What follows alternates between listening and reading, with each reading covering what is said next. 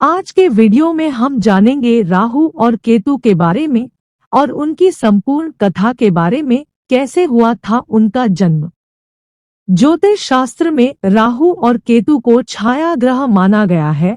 ये दोनों ही ग्रह एक ही राक्षस के शरीर से जन्मे हैं।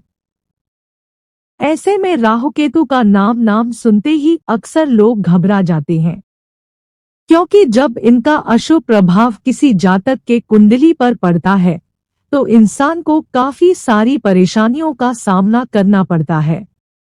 ये दोनों ग्रह इतने प्रभावशाली हैं कि सूर्य और चंद्रमा पर ग्रहण भी इनके कारण ही लगता है।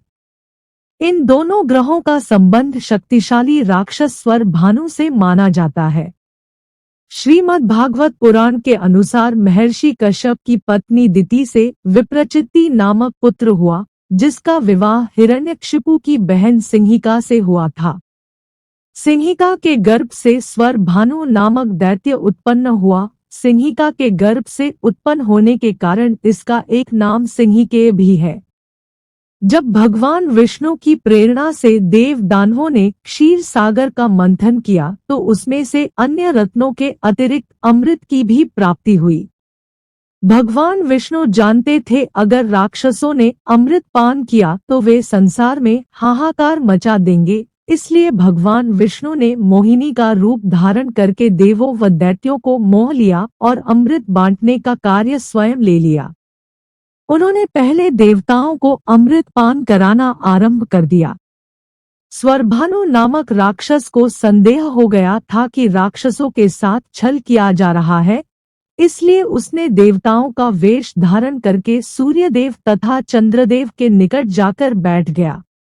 भगवान विष्णु जैसे ही स्वरभानु को अमृतपान कराने लगे, सूर्य व चंद्रदेव ने विष्णु को उनके बारे में सूचित कर दिया, क्योंकि वे स्वर भानु को पहचान चुके थे। उसी समय भगवान विष्णु ने सुदर्शन चक्र द्वारा स्वर भानु के मस्तक को धड़ से अलग कर दिया, पर तुम इससे पहले ही अमृत की कुछ बूंदें स्वर भानु के शरीर में पहुंच चुकी थी, जिसके कारण वह सर तथा धड़ दोनों रूपों में जीवित रहा। उसके सर को राहु तथा धड़ को केतु कहा जाता है। इस प्रकार एक राक्षस के शरीर से ही राहु और केतु का जन्म हुआ।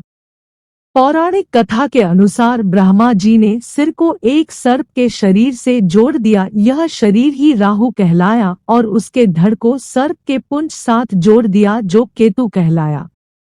इसके अलावा सूर्य और चंद्र देवता द्वारा स्वरभानु की भेद खोले जाने के कारण राहु और केतु इन दोनों देवों के बैरी हो गए, जिसके कारण आज भी सूर्य और चंद्रमा पर ग्रहण लगता है। स्कंद पुराण के अवंती खंड के अनुसार उज्जैन को राहु और केतु की जन्म भूमि कहा जाता है।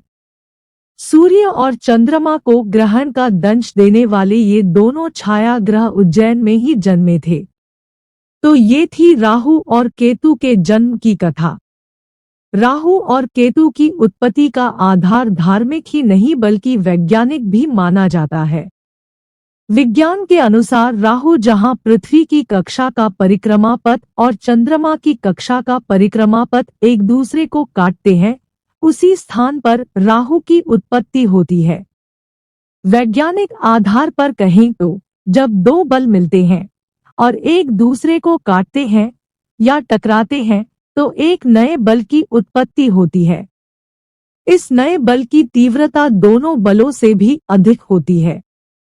प्रारंभिक काल में कटाव बिंदु पर एक विस्फोटक स्थिति पैदा हुई थी, जिससे एक विशाल ऊर्जा की उत्पत्ति हुई थी, जो हजारों किलोमीटर फैल गई और एक विशाल पुंज के रूप में ग्रह की उत्पत्ति हुई, जिसे राहु ग्रह का नाम दिया गया, जो कि तीव्र ऊर्जाओं का क्षेत्र है, जिसका कोई धरातल रंग नहीं है और ना ही इसमें कोई तत्व है। विज्ञान के अनुसार केतु राहु के बाद बात करें केतु की तो ठीक इसी तरह से दूसरे बिंदु पर केतु की उत्पत्ति हुई। इसे छाया ग्रह माना गया है, जिसका प्रभाव पृथ्वी से नजदीक होता है, इसलिए इसे प्रभावशाली माना जाता है। प्रचंड ऊर्जा से निर्मित राहु जब दूसरे ग्रहों की दृष्टि में आता है तो यह उस ग्रह को भी शक्ति देकर उसके बल को दोगुना या चौगुना भी कर देता है। अगर यह ग्रह शुभ है तो केतु उसकी शुभता को बढ़ा देगा, और अशुभ है तो केतु के प्रभाव से उसकी अशुभता बढ़ जाती है। आशा है कि आज का वीडियो आपको पसंद आया होगा। धन्यवाद।